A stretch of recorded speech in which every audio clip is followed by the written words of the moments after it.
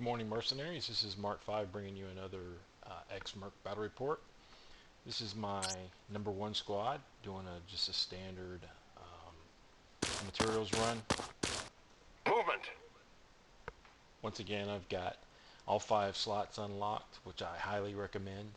It makes some of the tougher, higher level battles a lot more manageable. Excuse me. Standard configuration, 1 heavy, 2 snipers and 2 scouts. Each sniper is a different specialization. The one's a ranger, and the scouts are the same way. One is the support, and I don't remember what you call the other one. My heavy is a destroyer, and if you notice, he now has a red cyborg guy. He won a couple of solo air quotes, and I went ahead and cyborged him to level 4 to get the lightning, which increases his movement by 2, which is very handy. So as you can see, right out of the gate, run into a bunch of pack of raptors. Gonna let the sniper soften them up a little bit. Lead scout's gonna grenade them. Quite frankly, at this level, raptors aren't much of a threat, simply because they're mainly melee. Now, if they ambush you or pop up on you, they can get hairy. But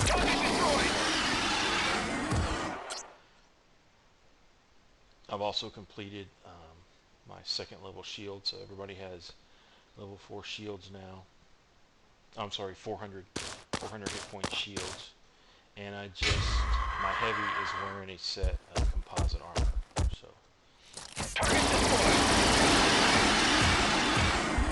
Love the skill where the guy shoots the first guy that comes up. It's very handy. So pretty standard at this point. I'm going to finish them off with my lead guys so my snipers can reload and move up.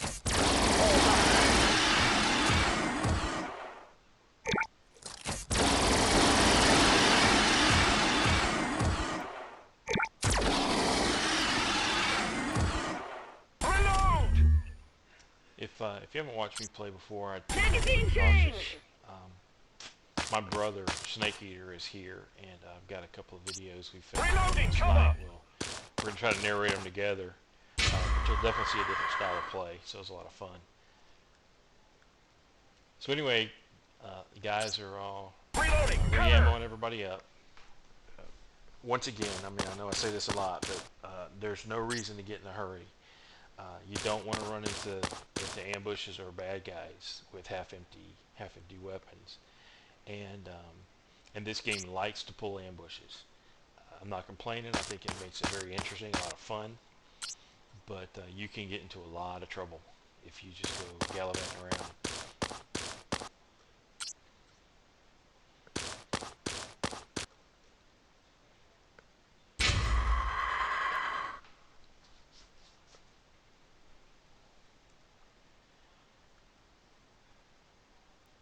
The real benefits of this squad makeup don't become apparent until you run into some difficulties. Like, for example, the 2 different snipers. The marksman is really good in engaging multiple unarmored targets. It can throw a lot of firepower, especially when you get the 1st level of cyborg called Cyclops, which lets him or her damage enemies in the line of fire. A sharpshooter, on the other hand, is really good at doing a lot of damage to a single target when they're armored. Okay, and as a matter of fact, in this battle here, I'm going to be fighting some overlords, and overseers. And you'll get to see a couple of places. Yeah, there's one there. So you'll see a couple of places where the ability to penetrate that armor comes in handy.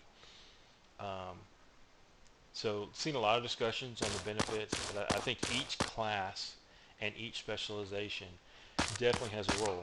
The only specialization that I don't have any experience with is the protector, and that's because my tank that I'm leveling hasn't gotten to that specialization, so I don't have a lot of comments to say on that one.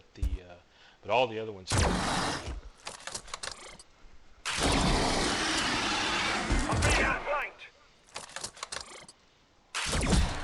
So I thought I was going to go around to the left and grab that nanite. Ended up picking up this aggro off to the right here. Movement! So I'm going to have to deal with this before Contact. I take a left turn around this wall. So as usual, I'm going to soften them up with the snipers at long range. The overseers have a pretty powerful attack, but the thing I want to take them out as quick as I can because of the summon ability. But my snipers, I've seen a lot of 70s and 80% shots miss. So if I'm shooting in the 70s, I'll use the support's spotter. I think it's a 15% increase.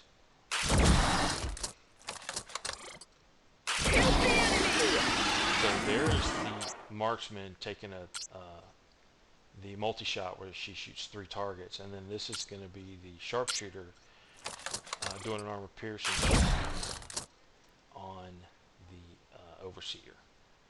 So as you can see, it hit him pretty hard. Really, the only thing in this particular battle that had any kind of significant armor at all was the overseer.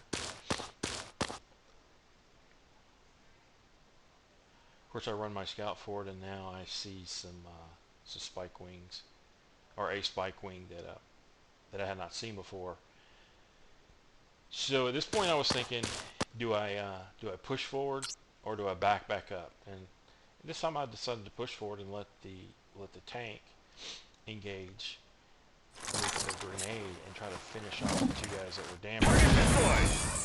And as you're about to see, that spike wing, they hit pretty hard. May have been a mistake, but we'll see. But with my new composite armor, I decided to pull my scout back behind the tank and just see, let the tank take the damage. And we picked up some raptors.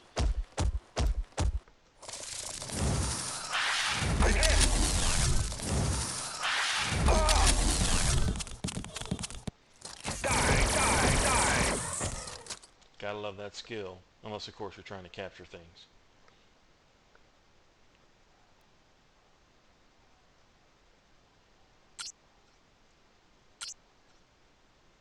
So I decided we probably need to drop that spike wing. Checking the health to see if the one thing I like about the game is it tells you what your expected damage is. So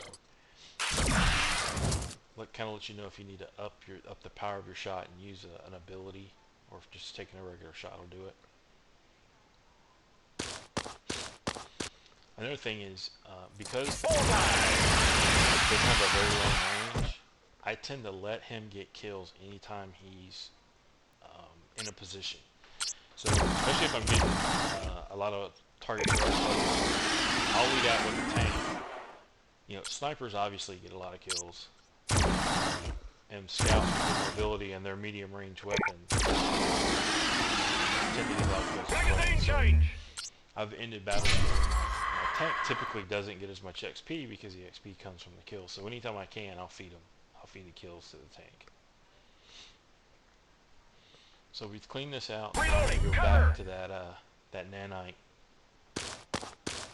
container that's off to my left. Magazine change. Reloading, cover! Once again, get everybody's ammo back up. Get them in position.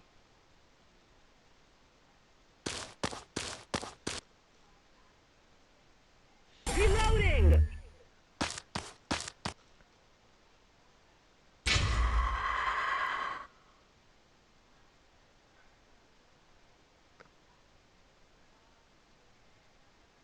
I will say that I really like having the heavy at sideboard 4, giving that extra movement, because it was quite annoying having them be just so slow. At least now we can keep up with the snipers.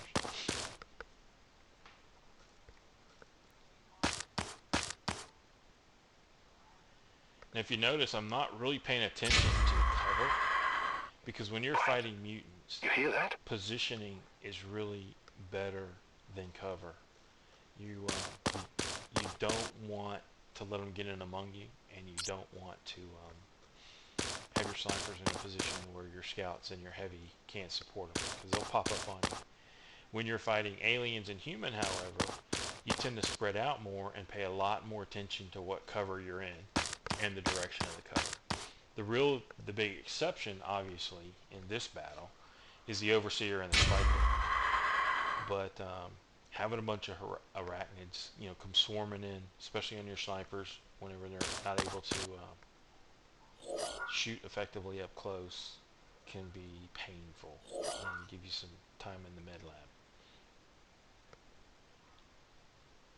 So I was a little surprised that I didn't get a bunch of targets on that nanite container. Usually, as soon as you hit the button, you get a little nice mutant surprise. So since that didn't end the battle, I'm gonna go ahead and sweep this last corner and see if that does it. There we go. You hear that?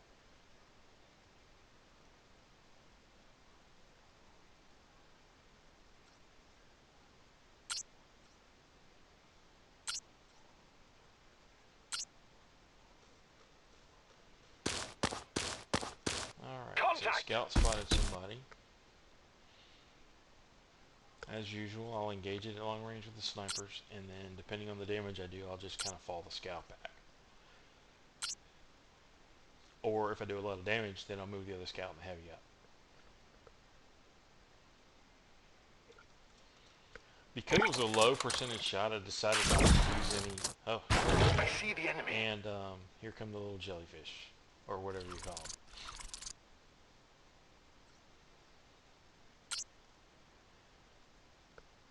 An interesting note on these guys is if you kill them while they're moving, they actually don't spawn their the little smaller version of themselves. And I don't know if that's intentional or if it's a bug, but one effective way to take care of these guys, if you know they're coming, now obviously, in this case I didn't know they were coming, is to put your guys on sentry, and as they move, it'll kill the large ones, and a small one will not spawn. Changing cover! So just a little point there.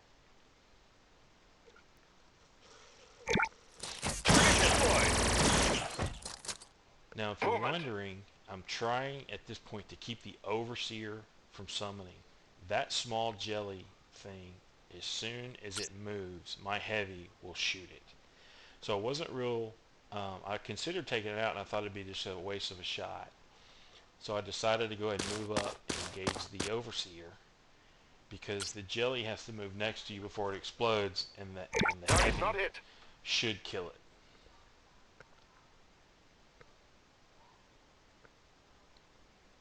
And should kill it without using activation. I really like that skill. So it's kind of a long shot to kill this guy, but if I can kill him this turn, he won't summon. Target not hit. And obviously,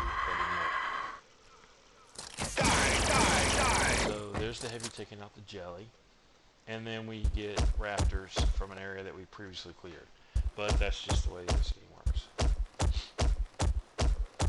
And here comes the second.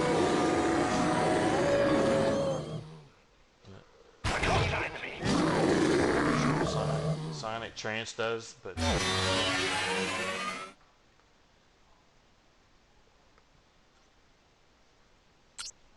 and this engagement's stretched out. I'm starting to get a little low on ammo, so hopefully we can wrap this up.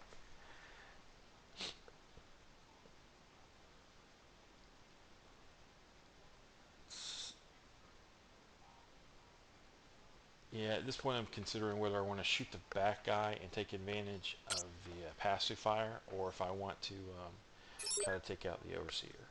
He's got 158 health.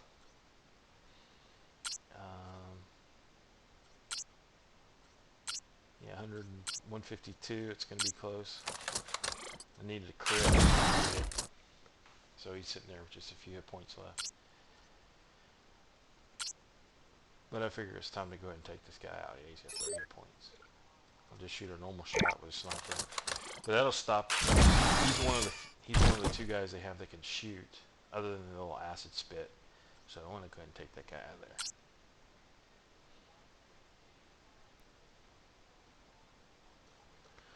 Bring the heavy over. I know that those 2 raptors are going to come charging up.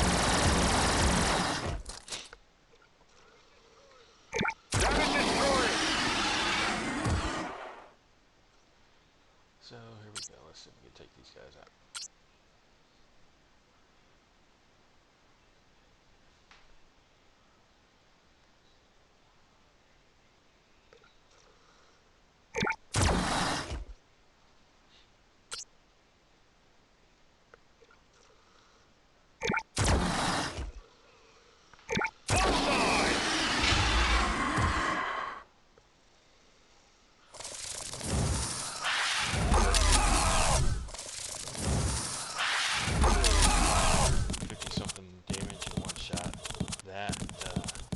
That guy needs to go.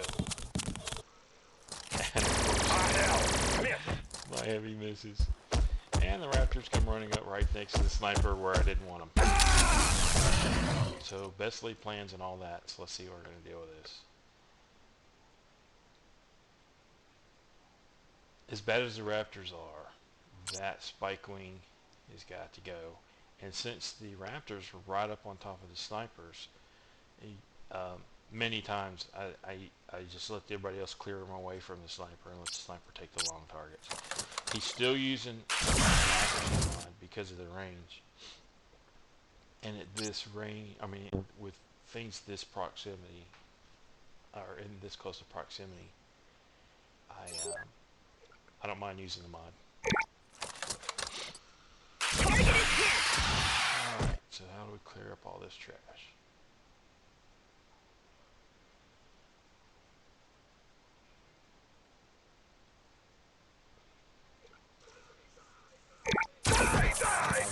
Arachnids.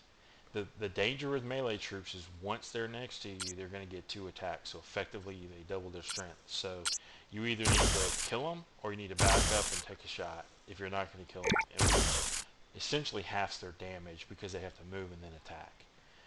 It is a really bad idea to have melee troops next to you at the end of your turn. Target destroyed. So I felt like the poison from the Arachnids was a higher threat, so I used all the shots from from the scouts to take them out. At this point, I wanted to use the heavy. Now, by using his pushback skill, he triggers. Of course, it doesn't work. But he was either going to allow him to move and then take 2 shots of the opportunity fire. An interesting note is the opportunity fire from his skill used it for the turn because when the Raptor moved back next to him, he didn't take another shot.